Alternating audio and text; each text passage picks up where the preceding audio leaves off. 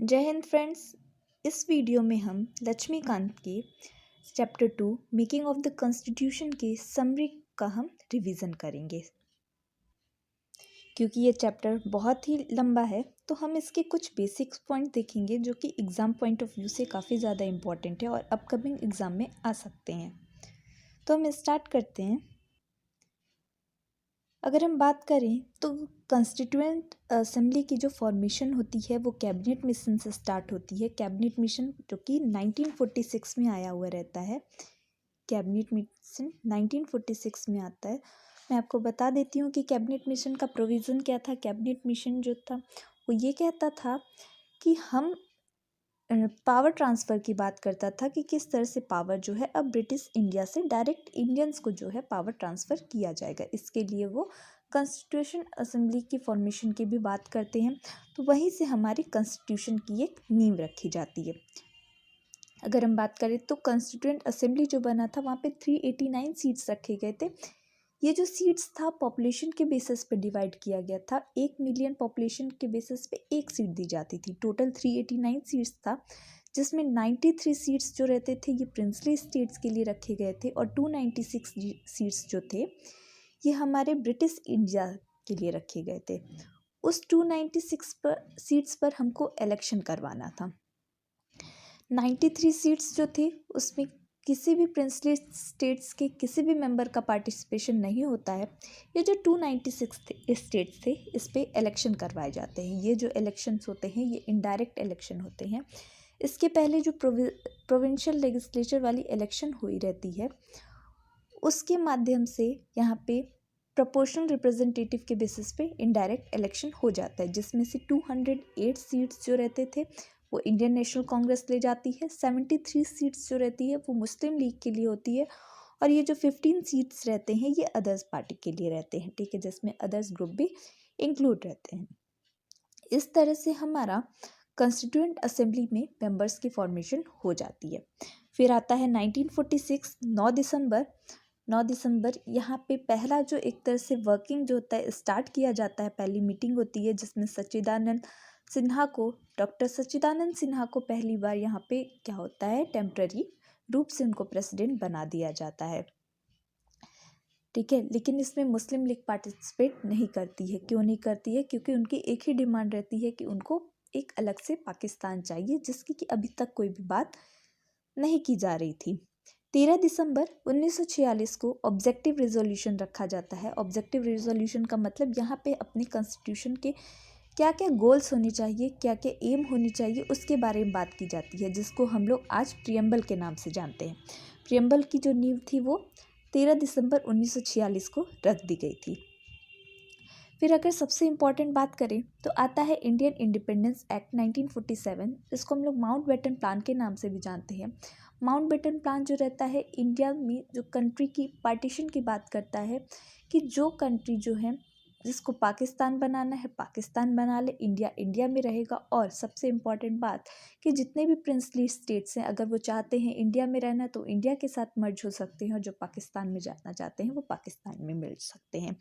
इस तरह से बात की गई थी। और अब क्या हुआ था कि पाकिस्तान जो थी, पाकिस्तान के फॉर्मेशन के लिए जब ये प्लान आया था तो इसके बाद से मुस्लिम लीग के लिए जो 389 सीट्स जो रखी थी वो अब कम होके कितनी हो गई 299 सीट्स हो गई। क्यों? क्योंकि अब मुस्लिम लीग जो थे वो एक सेपरेट से कॉन्स्टिट्यूएंट असेंबली बनाने के लिए अपने जो ओरिजिनल कॉन्स्टिट्यूएंट असेंबली थी उसमें से निकल गए थे। अब उन जो टोटल सीट्स जो बचा वो 299 सीट्स था।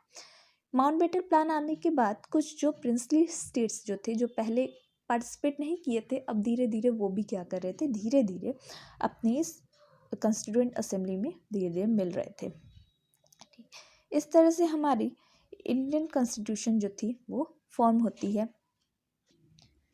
26 जनवरी 1949 को हमारा जो कॉन्स्टिट्यूशन होता है कम्प्लीटली बन करके तैयार हो जाता है और इसीलिए आज भी हम 26 नवंबर को ही हम लोग क्या करते हैं कॉन्स्टिट्यूशन डे को मनाते हैं, ठीक है। लेकिन इसको लागू जो था वो 26 जनवरी 1950 को किया गया था। 26 जनवरी इसलिए इम्पोर्टेंट रखता है क्योंकि 1930 में 26 जनवरी को ही हम लोग पूर्ण स्वराज डे मनाने के लिए हमने एक कमिटमेंट लिया था तो उस वजह से 26 जनवरी को ही चूज़ किया गया था कि इसी दिन जो होगा हम एक तरह से कॉन्स्टिट्यूशन अडॉप्ट करेंगे, and today we known that day by the name of the Republic Day. ठीक है, तो इस तरह से हो जाता है हमारा कॉन्स्टिट्यूशन। अगर हम बात करें तो अप्रॉक्स 60 कंट्री से डील 60 कंट्री के कॉन्स्टिट्यूशन को ध्यान में रख करके इसको बनाया गया था। टोटल 2 साल 11 महीने 18 दिन लगे थे। जब हमारा ओरिजिनल कॉन्स्टिट्यूशन बना था तो उसमें टोटल 395 आर्टिकल्स और 8 शेड्यूल्स थे, जो कि आज बढ़ करके काफ़ी ज़्यादा हो गए, अप्रॉक्स 425 आर्टिकल्स आज हो गई हैं। इन सब के साथ साथ जो प्रेजेंट डे में अगर देखा जाए तो हमारे फादर ऑफ कॉन्स्टिट्यूशन जो होते हैं डॉक्टर BR अम्बेडकर को माना जाता है, क्योंकि he was the first one जिन्होंने एक ड्राफ्ट तैयार किया था और who laid the foundation of our constitution. बात करें अपने नेशनल फ्लैग की, जो कि 1947 में अडॉप्ट कर लिया गया था 22 जुलाई को। नेशनल सॉन्ग्स की बात करें और नेशनल एंथम, ये दोनों ही 24 जनवरी 1950 को ही अडॉप्ट किया गया था। सबसे ज़रूरी बात है जो कि बहुत ही रेयरली मिलता है, ये है कि जो अपनी कॉन्स्टिट्यूएंट असेंबली थी उसकी जो सिंबल है वो एलिफेंट रखी गई थी।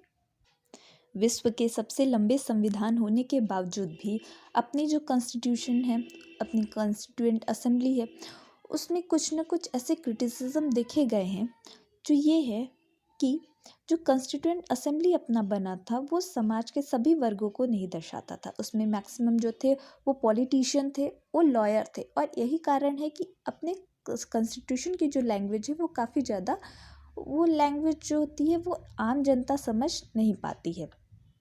दूसरी बात कि ये जो थी कॉन्स्टिट्यूएंट असेंबली, वो मैक्सिमम जो थे उसमें मैक्सिमम क्या कह सकते हैं, काफ़ी ज़्यादा कांग्रेस की डोमिनेंसी थी उसमें। ठीक है, उस समय भारत में कांग्रेस ही था और कॉन्स्टिट्यूएंट असेंबली जो था वो कांग्रेस से भरा था। किसी दूसरे पॉलिटिकल पार्टी को अपॉर्चुनिटी उतनी नहीं मिली थी। तीसरी बात ये कही जाती है कि जो कॉन्स्टिट्यूएंट असेंबली था वो जनता के द्वारा इलेक्ट नहीं किया गया था, वो एक तरह से रिप्रेजेंट नहीं कर रहा था नेशन को। It was the base of indirect election, वो जो था इनडायरेक्ट इलेक्शन पर बेस था, इसलिए वो सारी जो पॉपुलेशन है वो एक तरह से यूनिवर्सल एडल्ट फ्रेंचाइज पे बेसिस पर नहीं था। कहा जाता है कि ये सॉवरेन बॉडी नहीं है, क्योंकि जो भी मीटिंग वगैरह ली जाती थी वो ब्रिटिशर्स के परमिशन पर ही ली जाती थी।